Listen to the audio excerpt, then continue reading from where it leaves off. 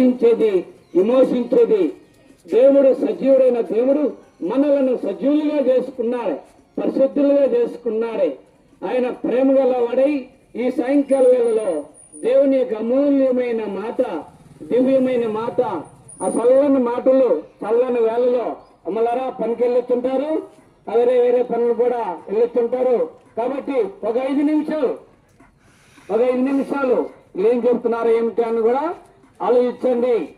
దేవుని యొక్క ఉన్నతమైన ప్రేమ, ఆయన జాలి, ఆయన దయ, ఆయన కరుణ, కటాక్షత మన కుటుంబాలపై, మనపై, అందరిపై ఉండాలని దేవుని యొక్క ప్రేమ. మనందరము దేవునిలో ఉండాలని, దేవుని హత్తుకొని ఉండాలని, దేవుని వెంబడించాలని, దేవునితో కలిసి ఉండాలని, దేవునితో సహవాసం చేయాలని, దేవునితో ఉండాలని దేవుని యొక్క సంకల్పం, ఆయన ఉద్దేశ్యం, ఆయన ఆలోచన. ప్రేమైన దేవుని పిల్లలారా, బైబిల్ గ్రంథం చదివిస్తుంది, ఏ భేదము లేదు, అందరూ పాపము చేసి దేవుడు అనుగ్రహించు మహిమను పొందలేకపోతున్నారని బైబిల్ గ్రంథం చదివిస్తుంది.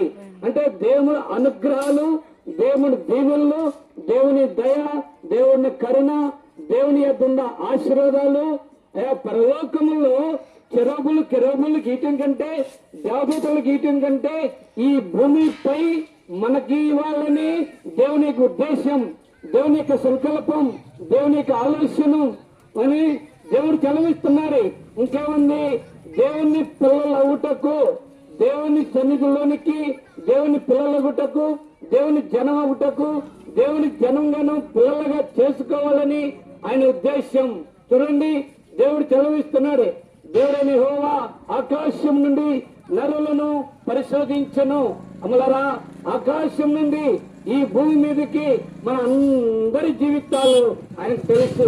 అయ్యా, మన జీవితాలు ఎదుటివారికి, భర్తకి ఉంది, భార్యకి తెలియవచ్చు.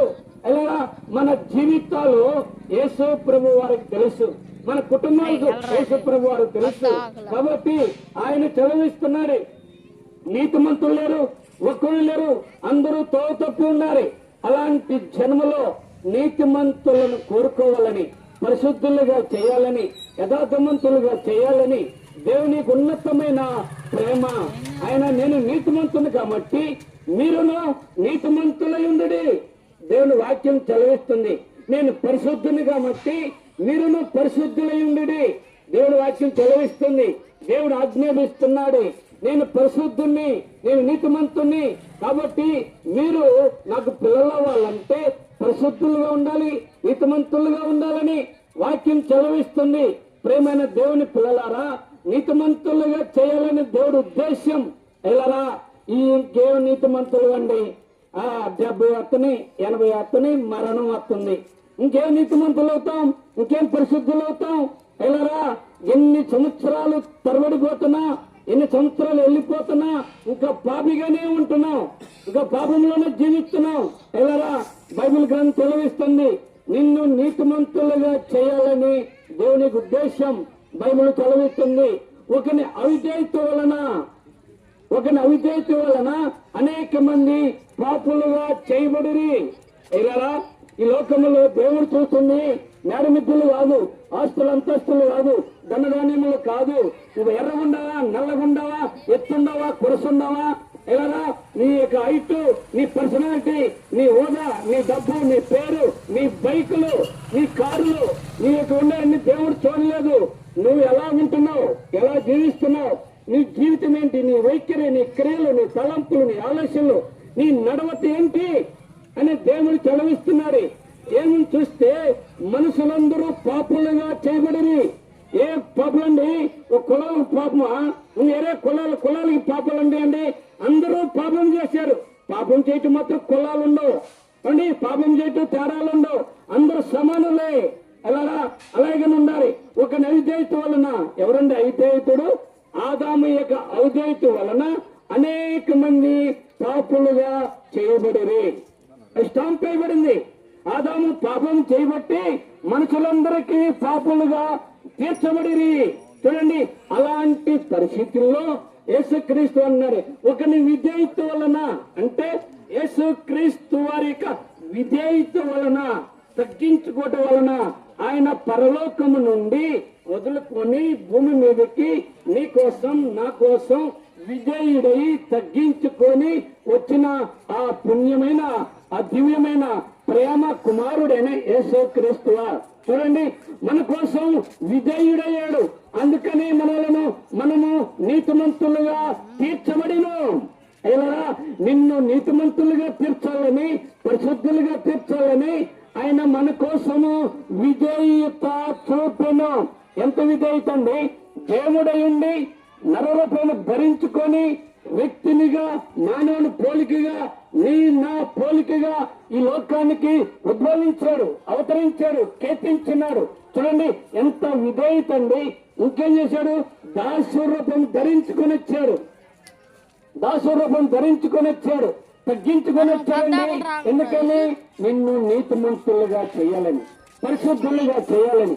నీ ఇంటిలో నీతి కావాలి, నీ కుటుంబంలో నీతి కావాలి, నీ కుటుంబం వృద్ధి కావాలి, నీ కుటుంబం డెవలప్ కావాలి, నీ కుటుంబం ఆశీర్వదింపబడాలి అని ఆయనే తగ్గించుకొని వ్యక్తినిగా ఈ లోకానికి వచ్చినాడు. చూడండి, శ్రమల దినాలు అని అని ఏం చెప్తున్నాడండి? ఆ 40 రోజులు శ్రమల దినాలు. పర్వాలేదు. ఎవరికండి శ్రమలు? యేసు ప్రభుక, మనక? ఎవరికండి శ్రమలు? అంటే సంవత్సరము యేసు ప్రభుకి శ్రమలు కలుగజేస్తూనే ఉంటారా? యేసు ప్రభుకి సిలువేస్తూనే ఉంటారా? యేసు ప్రభుని గాయాలతో పొడుస్తూనే ఉంటారా?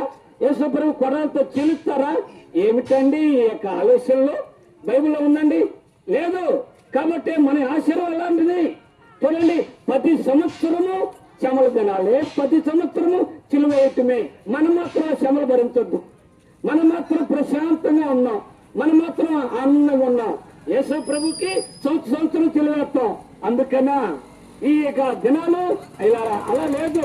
యేసు ప్రభు అంటున్నాడు, అమ్మలారా నా కోసం ఏడవకండి, మీకోసం, మీ పిల్లల కోసం ఏడవండి. అది పరిస్థితి. శ్రమలు ఉంటున్నావు, ఎందుకని శ్రమలు దినాలు పాటిస్తున్నావు? ఏం శ్రమలు? పాపం వల్ల వచ్చే శ్రమలు, పాపం వల్ల వచ్చే నష్టాలు, పాపం వల్ల వచ్చే శోధనలు, పాపం వల్ల వచ్చే ఇబ్బందులు, గొడవలు, విభేదాలు, కచ్చలు, భేదములు, హిమతములు. కుటుంబంలోనే ఇంకేం చెప్తున్నారండి? కుటుంబాలకి, గ్రామాలకి పాపం వలన మనుషులందరూ గొడవలు పెట్టుకొని, తగాదులు పెట్టుకొని, విభేదాలు పెట్టుకొని ఎడబాట్లు అవుతున్నారు. అవి పట్టించుకోరండి. చూడండి, శ్రమలు తినాలి. 40 రోజులు కరెక్ట్గా ఉంటారు, పర్వాలేదు. ఇంకా 42వ రోజు, 1వ రోజు ఏమవుతారండి? తీసి పక్కన పడేసి మరలా యథారీతిగానే, ఏమండి, యథారీతిగానే ఇట్లాగానే జీవితం సాగిపోతావా? సంవత్సరం ఎలాగ ఉంటావా? యేసు ప్రభు అంటున్నారు, నీ కోసం, నీ పిల్లల కోసం ఏడవండి. ఎందుకని? బైబిల్ తెలియజేస్తుంది, మీరు సోదరులను ప్రవేశించుకున్నట్లు మెలకుగా ఉండి ప్రార్థించుడి. అది సోదరులు ప్రవేశించి యేసు ప్రభు కాదు, మనమే సోదరులు, మనమే బాధల్లో, మనమే ఇరుకుల్లో, మనమే ఇబ్బందులు పడతాం. ఎవరా? సంవత్సరం యేసు ప్రభు చిలువేయటం కాదు. ఈ సంవత్సరమైన జీవితాలు మార్చుకోండి, ఈ సంవత్సరమైన. ఎందుకని? ఆయన విజయుడై మన కోసం తగ్గించుకొని వచ్చాడు. ఎందుకని? మన పాపములు, మన దోషములు, మన అపరాధములు మనమందరము నేరస్థాపనగా చేయబడింది. కాబట్టి ఈ పాపములు తీసేయాలంటే ఎవరు తీసేస్తారండి? ఒక మండల అధికారి తీసేస్తాడా? ఎమ్మెల్యే తీసేస్తాడా? ఇంకా ఎంపీ తీసేస్తాడా? ముఖ్యమంత్రి వద్దకు వెళ్ళు, అయ్యా నా కుటుంబంలో పాపం ఉంది, రోగాలుండి, బాధలుండి, వేదనలుండి అని చెప్తే ఏం చేస్తాడండి? నా దగ్గరే రోగాలుండి, నా దగ్గరే పాపం ఉంది, ఎవరు తీస్తారే అంటాడు. ఎలా? యేసు ప్రభు ఒక్కడే మన కుటుంబంలో ఉన్న చింతలు, మన కుటుంబంలో ఉన్న బాధలు, రోగములు తీయగలిగిన యేసు ప్రభు ఒక్కడే. ఆయన నీ కోసం విజయుడు వచ్చాడు, తగ్గించుకొని వచ్చినాడు. ఎలా? మన కోసం ఉపవాసం ఉండాలి, మన కుటుంబం కోసం ఉపవాసం ఉండాలి, పిల్లల కోసం ఉపవాసం ఉండాలి. నేనే పట్టణము మహాఘోరమైన పాపం చేసింది. పాపం చేసినప్పుడు ఏమన్నా ప్రకటించలే. వాళ్ళందరూ ఏం చేశారు? చిన్నవాళ్ళు మొదలుకొని పెద్దవాళ్ళ వరకు అందరూ ఉపవాసం ఉండి ప్రార్థించారు. చూడండి, ఎందుకని? అయినా ఉగ్రత నుంచి, పాపము నుంచి, దోషాల నుంచి, రానున్న శాపం నుంచి, రానున్న ఉగ్రత నుంచి మేము రక్షణ పొందాలి అని నేనే ప్రజలు రక్షణ పొందారు, ఉపవాసం ఉండి ప్రార్థించారు. అందుకని ఈ 40 దినాలు ఉంటున్నావు, పర్వాలేదు. ఈ 40 దినాల్లో జీవితం మారాలి, బతుకు మారాలి, కుటుంబం మారాలి, మనం వైఖరి మారాలి. చూడండి, యేసు ప్రభు యొక్క విజేత వలన కుటుంబానికి ఆశీర్వాదము, మనకు ఆశీర్వాదము. మన కోసము తగ్గించుకొని వచ్చాడు. ఇంకేం చేస్తున్నాడండి? మన కోసము ప్రాణం పెట్టిన వాళ్ళు ఎవరు లేరు. ఇలారా, మన కోసం ప్రాణం పెట్టిన వాళ్ళు ఎవరు? మొత్తము చనిపోతే ఆపరేషన్ చేయాలన్నారు, ఆపరేషన్కి రక్తం కావాలన్నారు. అండి, రక్తం కావాలంటే ఎవరిస్తారండి?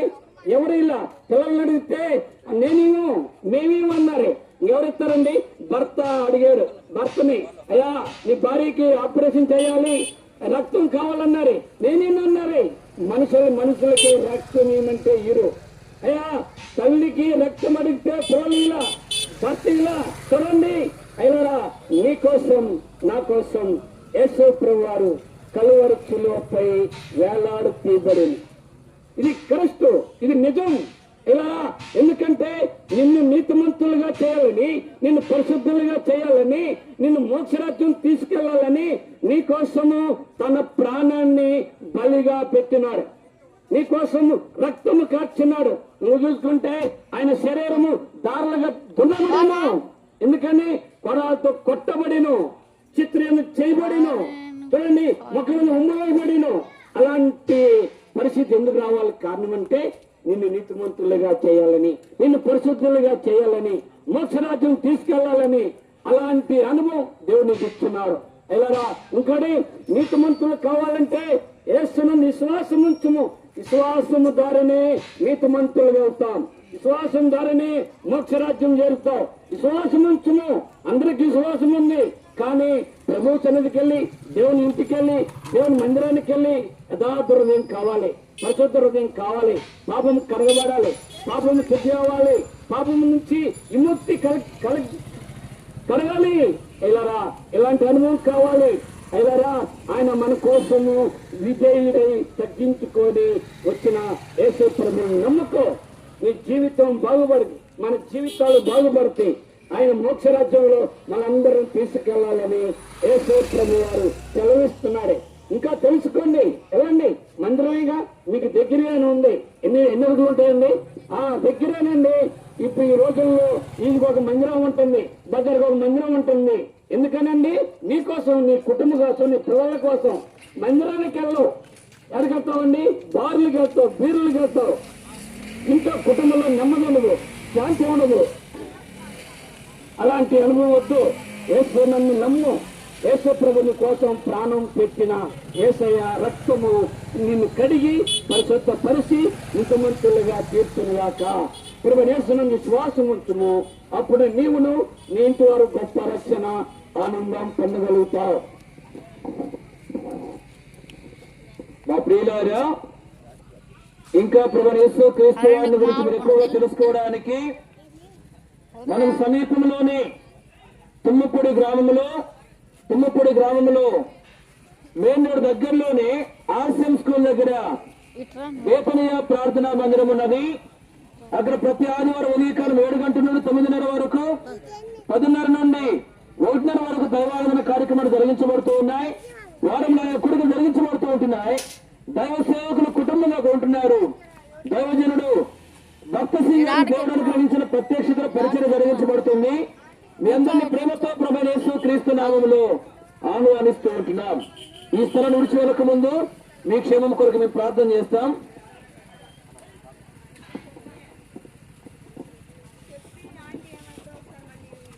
మహాపరిశుద్ధుడా, సర్వశక్తి గల ప్రభువా, ప్రేమాస్వరూపి మహిమ గల తండ్రి, మీ పాదములు కొందనములు స్తోత్రములు. ఇప్పటి వరకు కూడా ప్రభువా ఈ ప్రాంతంలో చేరి ఈ రాజ్య సువార్తను ప్రకటించి ఉండగా అనేక మంది వింటూ వచ్చారు. చిన్నవారు మీ మాట విడిచిపెట్టకుండా వారి హృదయాల్లో హత్తుకొని భద్రంగా దాచిపెట్టుకుని ప్రభా వాక్యానుసారంగా మారు మనసు పొంది అయినా మరి ప్రభా నిన్ను వెంబడించేవారిగా సహాయం చేయండి. అయినా మరి ఈ ప్రాంతంలో ఎవరైతే అనారోగ్యంతో బలహీనులుగా ఉంటున్నారో ప్రభా అయినా వారి పట్ల అయినా మరి మీ గాయకున్న హస్తముడితో తాకి ముట్టి స్వస్థతపరచండి నాయన. మరి ప్రభా ఎవరైతే నా తండ్రి మరి ప్రభా ఉద్యోగ బాధ్యతల్లోనూ చేతి పనుల్లోనూ వ్యాపారంలో ఉంటున్నారో ప్రభా కొన్ని దీవించి ఆశీర్వదించండి. ఇంకా నా తండ్రి మరి ప్రభా ఎవరైతే నా తండ్రి మరి ప్రభా ఆయన వారి వారి అక్కలను బట్టి ఉంటూ ఉన్నారో ప్రభా వారి అక్కలను తీర్చమని వేడుకుంటూ నా తండ్రి మరి ప్రభా ఈ ప్రాంతాన్ని విడిచి మరి మేము ముందుకు వెళ్ళి చూడంగా మా ముందు మీరండి మమ్మల్ని నడిపించమని వేడుకుంటూ ఈ చిన్న ప్రార్థన అయిపోయి ఉంటారని యేసుక్రీస్తు ఘనమైన పాదములు పట్టుకొని బ్రతిమలాడి అడిగి వేడుకుంటున్నాం తండ్రి. ఆమేన్.